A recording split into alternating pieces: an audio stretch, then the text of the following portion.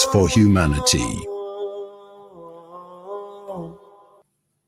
At 12 minutes to 10 a.m., we continue with the broadcast. And as we head towards closure, an issue that we spoke about briefly yesterday, we're talking about the World Economic Forum, their 2022 Global Risk Report, and identifying many environmental risks that we are faced with. And joining us this morning to tell us more, we're joined by, from the Green Connections Economic Department, Gillian Hamilton. Gillian, good morning to you and welcome to the show. Salam alaikum, and to all your listeners. Thank you very much for having me this morning. Wonderful that you're able to join us. Now, as I mentioned yesterday, I discussed this report briefly in terms of the annual global risk report by the World Economic Forum. Now, they've obviously been tracking perceptions amongst thousands of experts right across the world, whether we're looking at business, we're talking of government, civil society, and identifying the risk in the various categories, Gillian. And I just like your comment because, you know, we're talking about economic, we're talking about the environment, we're talking about geopolitical, we're talking about, many other issues that are impacting, that is putting a huge risk as far as the environment is concerned. So thank you. So having a look at the report, I think what's really interesting is how businesses and governments are finally starting to understand what a crucial part the environment plays for the well-being of people. And for us, it's really making progress that we are seeing these risks perceived as really important. Remember that these are risks this is the perception, this is not the actual risk. And so they did have some caveats within the report. But I think it's exciting for us to see that people are starting to think about this and are starting to wondering about the future and what it's going to look like for us and for our children. I think especially after COP26 last year, which I know some people deem as a failure, and then some people were more positive about it.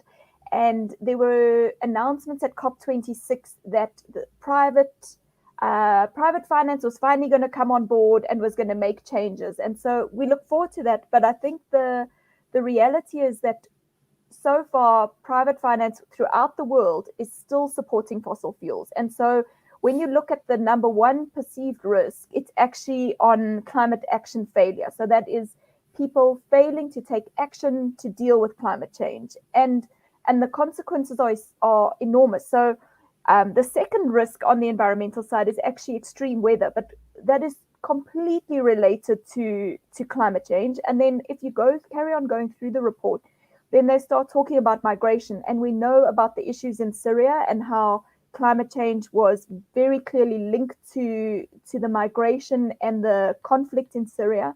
And we certainly expect to see more of that going forward, unless we are going to be serious about looking at how we're going to mitigate, which means basically stopping climate change, and how we're going to think about the way that we live, not just in South Africa, but all over the world.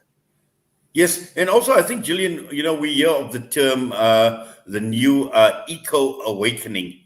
Now, this term is very relevant in what we are obviously trying to talk about when we talk about risks, because at this point in time, sometimes we don't take these things very seriously. But at the end of the day, daily, we read about disasters taking place, wildfires. We see how the oceans have been affected. We speak about extreme weather. We speak about droughts. Now, all of this at the end of the day, and also let's not forget wildlife, because that is absolutely critical. Now, these are issues that we are faced with on a day-to-day basis. And that is the reason why this term eco-awakening is so relevant and so important. Definitely. And I think, just reflect back on the last 2 years, right? So we know that climate change is likely to bring about more pandemics. And if the last 2 years have taught us absolutely anything, it's about how we need to make ourselves more resilient. And so I think this eco-awakening, we need to think about it not just as individuals, because for me, the worst is when we just try and individualize the problem. So just recycling or using less water in your own home is a very good thing. But it's not going to be the total solution. And so for me, very much, and I think the work that we're doing at the Green Connection is also talking about how we can think about this as a community. So how do we make solutions as a whole community, a town, a city, possibly the Muslim community could make such a huge difference, and what does that look like? So how do we live differently? And if you'd like, I can expand a little bit more about our thinking Yes, around that. please go ahead, Gillian. Go ahead. Okay, so I think I've been working in the climate change field for about 10 years, and it can be quite depressing. And I'm sure your listeners will agree that constantly hearing the bad news about climate change and about the terrible things that we can expect is very depressing for all of us. And it sort of makes you think, I can't do anything about the situation. And so what we're doing is we're starting to look at models all around the world to see how people are living slightly differently. So there are two really interesting models that we're very interested in. The first one is something called donut economics, and your listeners can go online. There's a website for donut economics, and that's actually being applied in cities like Amsterdam, Philadelphia. There are in the global south, we're looking at some of the cities that are trying to look at this, and really what that is an analysis of what we're doing to the environment and also what our social foundation looks like. So the economist Kate Raworth, who came up with this concept of donut economics, is saying we need to live both within our environmental boundaries or planetary boundaries, and you can find out more about that. There's a very interesting Netflix documentary on planetary boundaries with David Attenborough. And then also looking at the social boundaries, so that we say things like inequality and education and connectivity, not just internet connectivity, but connectivity to your community. And those are the things that make us healthier and better as humans and will make our lives better, and that will build our resilience.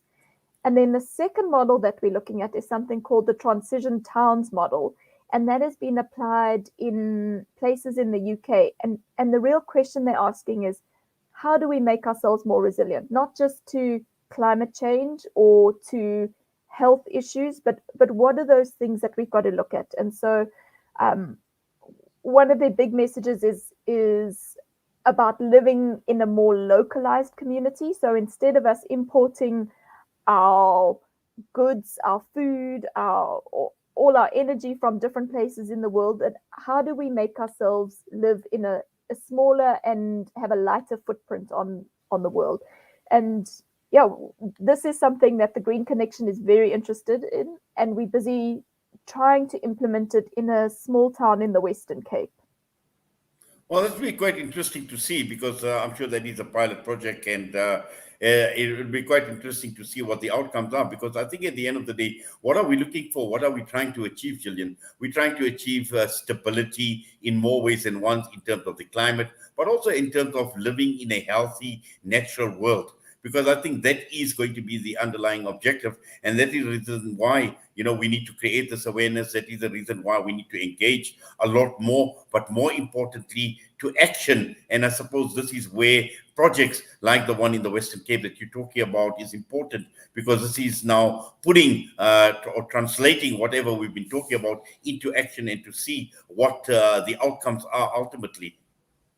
Definitely. So it's one thing talking about climate change. It's another thing trying to say, how are we going to move forward? And it's quite scary. I'll have to be totally honest with you, but we're lucky. We've got really good partners in the Heinrich Boll Foundation. They've been helping us think through this and supporting us with the initial funding for this. And yeah, we're going to test this out and see if this works. If this is something that other places could try it out themselves.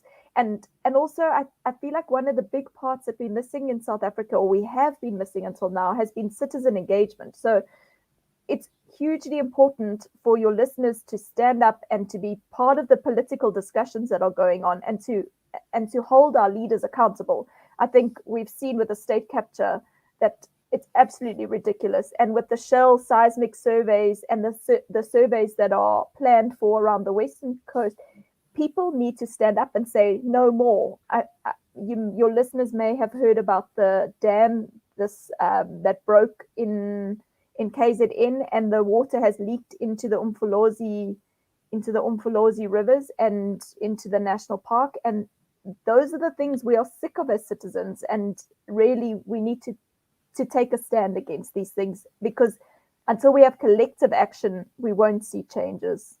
Exactly. And I think it's important, as we hear about, business, about government and civil society welcoming this report, or these perceptions on the World Economic Forum report. But like you mentioned, the issue of seismic surveys, and I discussed it on my show this morning, which was one of the first topics that we discussed. And one just looks, or just try to understand that, when they talk of survey, they put that word very, very mildly. In fact, it's actually blasting into the ocean, and that is how serious this is. So again, when we talk about levels of engagement, is to understand truly what is taking place, but also as far as accountability is concerned, and as citizens, as civil society, we have the right to hold those accountable, whether it's business, whether it's government, Gillian. Totally agree with you. I think we're definitely on the same page here. I'm really enjoying talking to you about this, because they're definitely, if you think about the future and you think about our children, these are all crucial issues. And we've got to say, actually, South Africa is for South Africans, or the residents of South Africa, not in a xenophobic way, but in a way that we have to protect the assets that we've got. And not only will the seismic surveys do damage now, but when they find oil, and we're pretty sure that there probably could be oil, I mean, that's a very strong likelihood, but when they find it, what is the impact going to be of that? And so the Green Connection actually has done quite a lot of research on the economic impact, and it's not very good, as well as the climate change impact, and that's really not very good of those things. And I'm sure we'd love to come back and talk to you when you've got more time. We certainly will do. We will make the time, Gillian. But for now, unfortunately, we've run out of time. But as always, thank you. We do appreciate you taking time out, talking to us this morning. All the best to you. Thank you very much. And thank you to your listeners. Gillian Hamilton from the Green Connection joining us this morning with the Economic Department of the Green Connection. And that brings us straight on to 10 a.m. And it's time for me to sign off.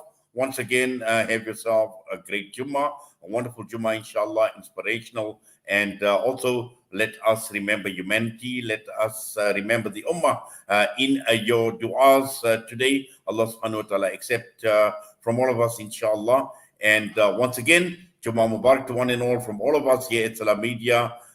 We have certainly enjoyed your company on the various platforms of Salam Media, and also One Nation 88.9 FM, who were able to join us a bit later in the show. We thank you for that. Assalamu alaikum wa rahmatullahi wa barakatuh.